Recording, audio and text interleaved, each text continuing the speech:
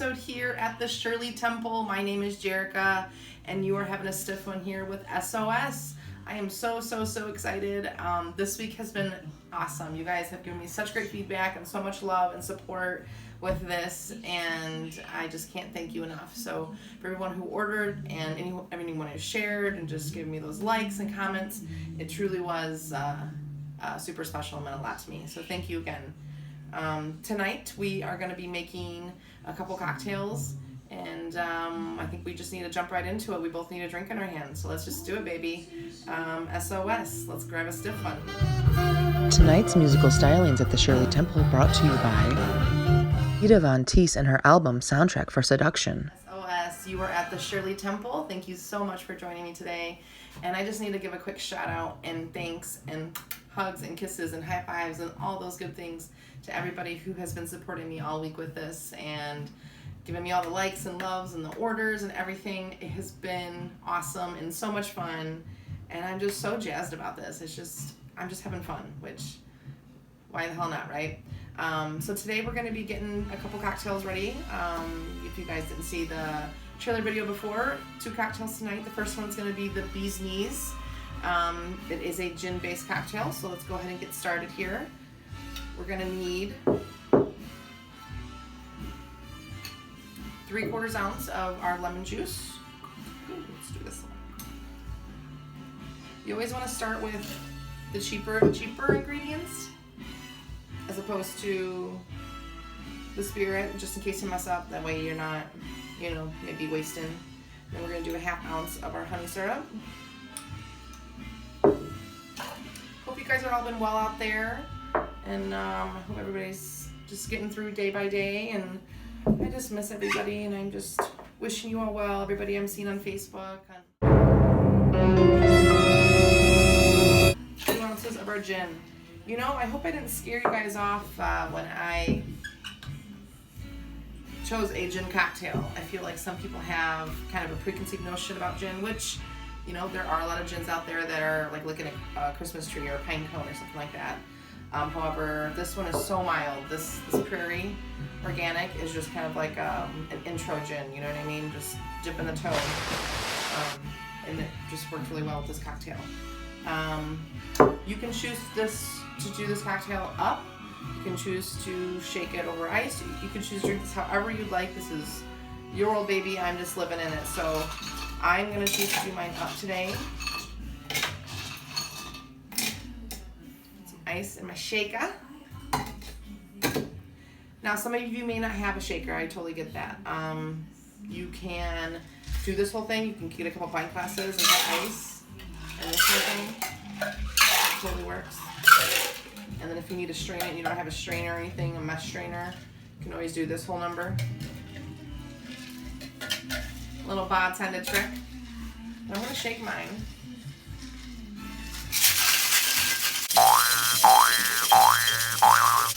Trying to get the double chin in when I'm doing it.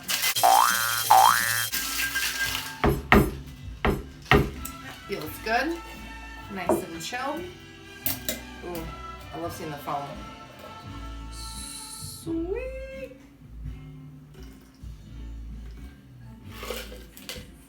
Yummo. Your garnish, again, you can do this however you'd like as well. You can give a little room around. You can put it on the side. You can dip it in there, or squeeze it in there. Dip it in there. Take it for a dip. I'm going to choose to do mine. Pull mine off the rind. Pull mine off the rind. I don't know. Don't ask me. Difficult little bugger. Just gonna give it a little twist there. Drop her in. Cheers, guys. The Bee's Knees. Oh, that's lovely. Super light. So well balanced. Citrusy. Lemony. You don't taste any Christmas tree. Not a pine cone in sight, my friends. So that was the Bee's Knees. I hope you enjoyed that. All right. So that was the Bee's Knees, guys. We're going to go ahead and move on to the Gold Rush. So it's going to be our bourbon-based cocktail. I'm actually going to be using my mixing glass here today for this one. Again, you guys may not have these utensils at home, totally cool. Again, we're just trying to get there, so however we need to get there. You want to use a pint glass and the end of a wooden spoon, Pyrex, little measuring cup with a lip on it. I mean, anything works here. No judgment here. You're in the privacy of your own home, so you just do you, boo. So we are gonna do, here we go, our jagga. We're gonna do 1 ounce of our honey.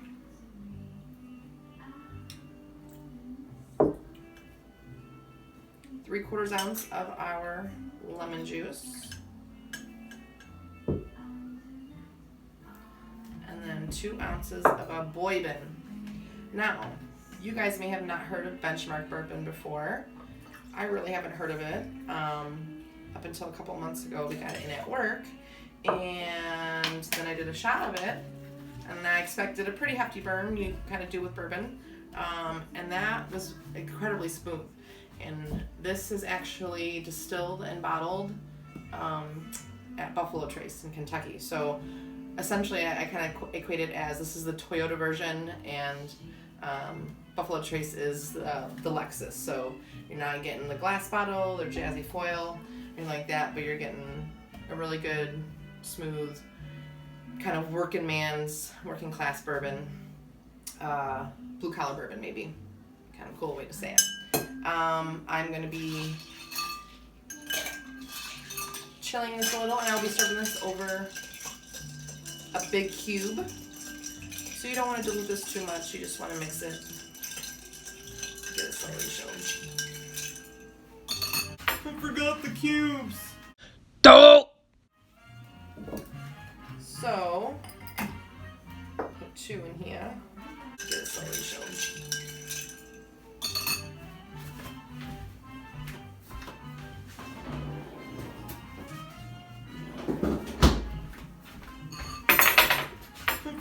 Cubes. So, put 2 in here. And then I'm just gonna strain this bad boy. Get out of the way. Using the same strainer. Didn't even clean her off, because we both know damn well that both these drinks gonna go in my tummy. So what's the point? Again, your garnish, you can garnish your drink however you'd like, my dear. I'm gonna do the same exact thing. Take the rind, pull it apart from the fruit, get a little swipe. Cheers, guys. Gold Rush. Why do you think they call it Gold Rush? So yummy. Bill Murray, isn't it yummy? Thank you guys so much for joining me to make these 2 cocktails. Bee's Knees, Gold Rush. Hope you enjoyed them. Look at me. I'm enjoying them.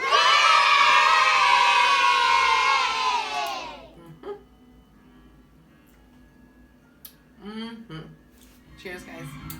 Alright, friends, now that we both have a cocktail in our hands, let's get caught up, shall we?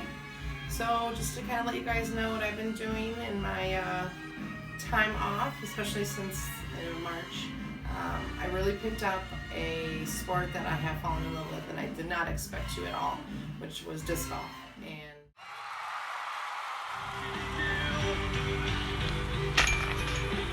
birdie baby.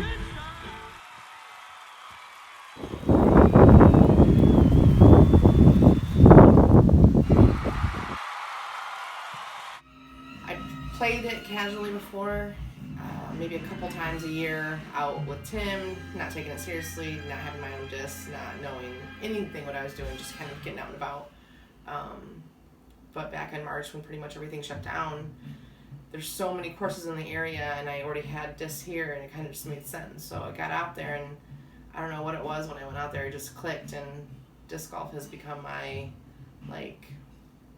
love the last 8 months. So that has actually been something that I've been spending a lot of my time on and trying to get better at. And I actually just signed up for my first tournament in January. So it's in the third week of January, and it's all for charity. So it just benefits veterans, which, I mean, why? How could you not? So super stoked about that. It's down in Kirkland. So yeah, that is kind of what I've been up to as far as occupying my time. I've been doing a little bit more exercising. If you haven't noticed, there's maybe a little bit less of me. I think I'm down about 40 pounds since March. So that's been awesome for me. It's just been good to get out and be active. I've been bike riding and running a little bit, and between disc golfing and all that. So that's been kind of a new thing for me. I'm like the queen of Netflix and chill and Taco Bell and all that good stuff. So for me to kind of get a little bit of a healthier lifestyle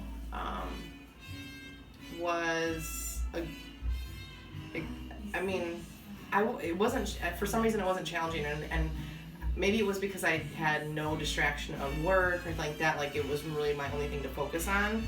So, I could be irritable and hungry, at noon and, waiting until 3 o'clock to eat, because part of that too, my weight loss, was intermittent fasting. So I would only eat between like 3 and 10 or 3 and midnight.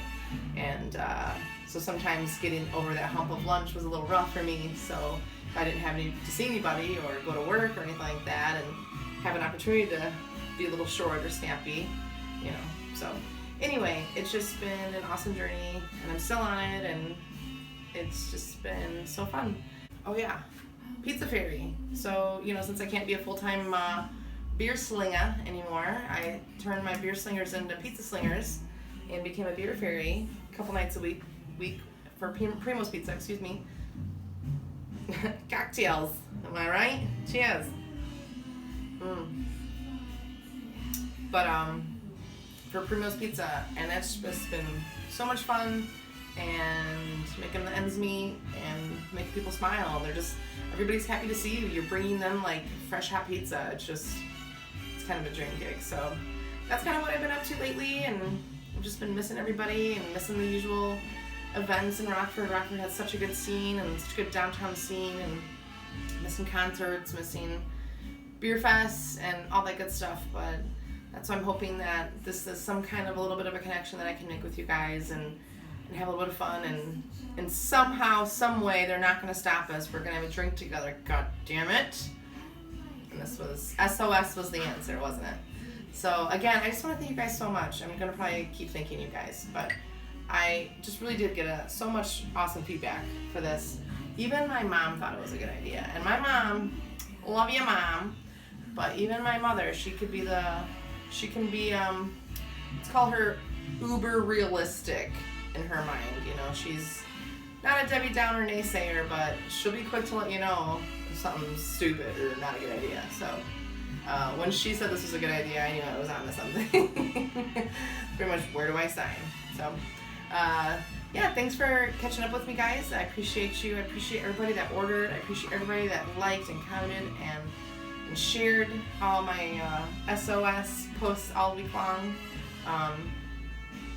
If you haven't kind of noticed my getup and maybe the music and a little bit of theme here, today, December 5th, is Repeal Day. So 1933, Prohibition was repealed, and we were able to legally imbibe. So in honor of that, and if those who don't know me, I used to host trivia for a while there at Pig Mines, so I have oodles and oodles and oodles of trivia. So today is a special day, December 5th, between Prohibition and Krampusnacht. We're going to get some trivia going for you guys, alright? So we're going to be doing 2 rounds, 5 questions each round, and it's just all good fun. So grab your drink, hope you're still sipping, maybe you're on your second one, get it, baby. But we're going to go ahead and get some trivia rocking and rolling. Alright, friends, you guys ready for some trivia? Let's get started here. The first round is going to be Prohibition era trivia Prohibition era trivia. Prohibition lasted from 1920 to 1933, so that's going to be kind of when the years of these questions will take place. All right, so nice and easy here. First question, round one, question one. What amendment repealed prohibition? What amendment repealed prohibition? Give you guys a few seconds to answer, and I'll just answer as we go. It was the 21st Amendment that repealed prohibition. Second question here, round one. Question two. In 1925, what author gave us the novel we all had to read in freshman English, The Great Gatsby? So what author wrote The Great Gatsby in 1925? Hope you guys are all staying safe out there and staying happy and healthy and sane during this crazy holiday season. F. Scott Fitzgerald, that's who wrote The Great Gatsby. Question three, round one. What beloved childhood character was created in 1928? What beloved childhood character was created in 1928? Hope you guys are enjoying the cocktails as well. If you're not enjoying an S.O.S cocktail, hope you're sipping on something at home. A libation of sorts. Mickey Mouse was created in 1928. Question four. Baseball became incredibly popular in the 1920s with Babe Ruth setting a home run record in 1927. How many runs did he score to set that record? And with an answer like this, I'll give plus or minus 5, you'll still get it. So give or take 5, you'll still get the answer correct. Okay, guys? Baseball became incredibly popular in the 1920s with Babe Ruth setting a home run record by scoring how many home runs? Give or take 5, you'll still get it correct. Give or take 5, you'll still get it correct. And that would be 60. He sets that record with 60 home runs. Last question here of our Prohibition era round. Question 5. In 1928, Scottish physician Alexander Fleming, created what life-saving antibiotic? In 1928, Alexander Fleming created what life-saving antibiotic? Penicillin, guys. That would be penicillin. All right. Well, our second round, we'll deal with folklore. All right. So to kind of piggyback on the Krampusnacht, which if you're not familiar with Krampusnacht, on December 5th, this is kind of a European folklore here. On December 5th, a half demon, half goat, anthropomorphic situation comes into town and pretty much fucks up all the bad kids. So I kind of like that. I like that that's a thing. So if I ever have children, they'll definitely know who Krampus is. So let's get started, guys. Round 2, question 1. From American folklore, what... I keep wanting to say fuck, you know what I mean? Like folklore. Terrible. From the folklore, from American folklore, what is it called? Can't read my own writing. What is a rabbit with deer antlers called who can imitate a human voice? A rabbit with deer antlers that's said to imitate the human voice. What is that called in American folklore? That is the jackalope. The jackalope. Number 2, from Celtic mythology, what is a female messenger spirit and omen of death who wails a piercing cry that can shatter glass? All right? It's a mouthful, guys. Let's do that again. From Celtic mythology, what is a female messenger spirit and omen of death who wails a piercing cry that can shatter glass? That's a banshee, guys. That's a banshee. Number 3, round 2. This creature was first reported in 1990 in Puerto Rico. Its name means goat sucker, and it's said to have fangs and red eyes. Again, friends, this creature was first reported in 1990 in Puerto Rico. Its name means goat sucker. It's said to have fangs and red eyes. That is the El Chupacabra. El Chupacabra. Next up here we have question for the famous lumberjack from American folklore, Paul Bunyan, had a blue ox by what name? The famous lumberjack from American folklore, Paul Bunyan, had a blue ox by what name? Fun fact, I thought it's even funny that I have a wicked bunion on my right foot. Thanks, Graham. Pass that down to me. But I just thought it'd always been funny if I got a little plaid, like flannel tattooed on my bunion. Because that's what his nickname is. I should have led with that. His name's Paul. Paul Bunyan.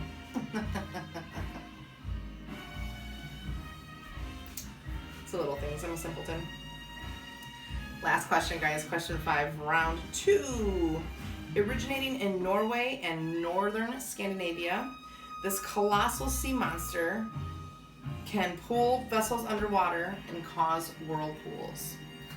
All right? Originating in Norway and northern Scandinavia, this colossal sea monster can pull vessels under the water and cause whirlpools. Friends, that's the Kraken. Release the Kraken.